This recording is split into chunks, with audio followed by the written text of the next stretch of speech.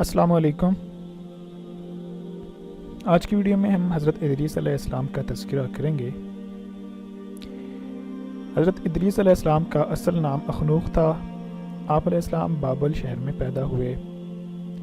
آپ علیہ السلام نے نبوت ملنے کے بعد جب لوگوں کو اللہ تعالیٰ کی احکام ماننے اور برائیوں سے باز رہنے کے متعلق دلوں کو نرم کرنے والا ایک جامع خطبہ دیا تو آپ علیہ السلام ادریس کے نام سے مشہور ہو گئے، کیونکہ ادریس کا معنی ہے پڑھانے سکھانے والا، یعنی حضرت ادریس علیہ السلام نے اپنی قوم کو احکامات خداوندی سکھائے۔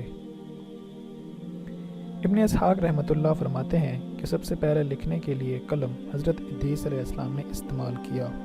قرآن مجید میں حضرت ادریس علیہ السلام کا 2 مقامات پر نام لے کر تذکرہ کیا گیا ہے۔ اللہ تعالیٰ کا فرمان ہے، اور اسماعیل، ادریس اور ذوالکفل کا ذکر بھی کیجیے، یہ سب بڑے صبر کرنے والے لوگ تھے اور ان سب کو ہم نے اپنی رحمت میں داخل کیا، یہ سبھی نیک لوگ تھے۔ سورہ انبیاء ہے، آیت نمبر 85 سے 86 کا ترجمہ۔ حضرت ادریس علیہ السلام کو اللہ تعالیٰ نے حضرت آدم اور حضرت شیس علیہ السلام کے بعد منصب نبوت پر فائز فرمایا۔ اللہ تعالیٰ نے آپ علیہ السلام کو بہت اونچا مقام عطا فرمایا اور اپنے مقرب ترین بندوں میں شامل فرمایا۔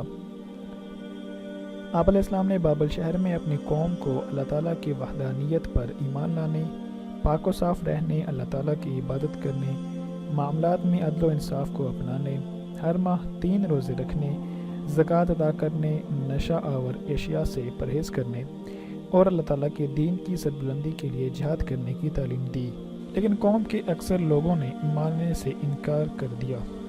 آپ علیہ السلام کے سمجھانے کے بعد جب وہ نہ مانا تو آپ علیہ السلام بابل سے ہجرت کر کے مصر چلے گئے۔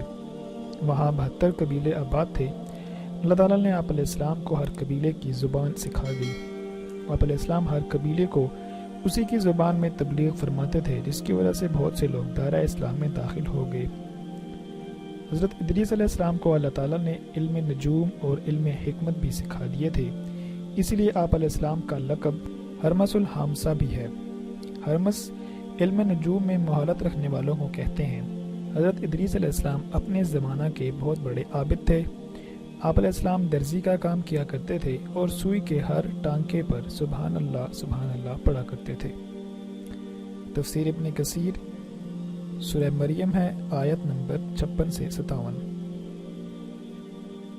رسول اکرم صلی اللہ علیہ وسلم معراج کا سفر کرتے ہوئے جب 4تھے آسمان پر پہنچے تو آپ علیہ السلام کی ملاقات حضرت ادریس علیہ السلام سے ہوئی۔